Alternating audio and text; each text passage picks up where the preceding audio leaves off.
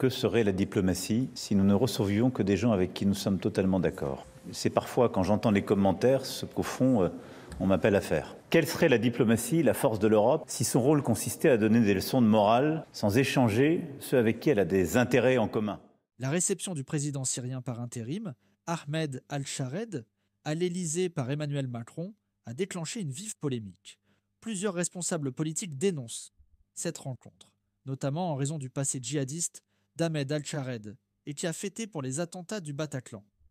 Des figures de l'opposition, comme Éric Ciotti et Marine Le Pen, ont qualifié cette réception de honte et de trahison des valeurs françaises. Certains estiment que cette rencontre légitime un ancien chef terroriste, ce qui a provoqué un tollé médiatique. Sur le perron de l'Élysée, je dois vous dire que je suis très partagé, je pense comme ceux qui nous écoutent, parce que on sait bien que le monde diplomatique n'est pas un monde des bisounours. On sait bien qu'il faut parler à tout le monde et que si on ne parlait qu'aux démocraties, ça serait compliqué. On sait bien que la réelle politique existe. Et puis en même temps, on se dit, est-ce que le timing est tout à fait le bon? Est-ce que c'est aujourd'hui qu'il fallait le recevoir?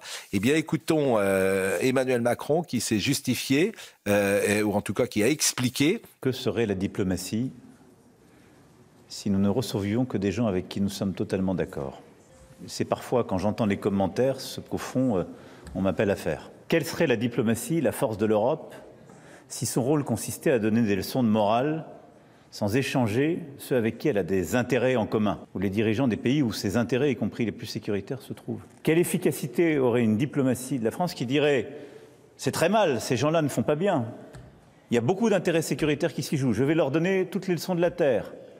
Soyez inclusifs, ne travaillez pas avec les Russes, combattez les Iraniens, ne soyez pas sous l'influence des Turcs, mais prenez mes sanctions et ne comptez pas sur ma collaboration. » Ça n'existe pas. Donc que des gens aient des postures à des fins politiciennes pour parler à des électorats, je l'entends, c'est la vie des bêtes et ça continuera. Alors, ce qui est étonnant chez Emmanuel Macron, c'est que je peux être d'accord avec lui sur la première partie, mais je le trouve un peu méprisant pour ceux qui ne pensent pas comme lui. C'est la vie des bêtes, c'est quand même pas très... Il n'est pas dénué d'une certaine conscience de lui-même. Voilà, on peut ne pas être d'accord avec le président de la République sans se faire insulter. Est-ce qu'il vous a convaincu en tout cas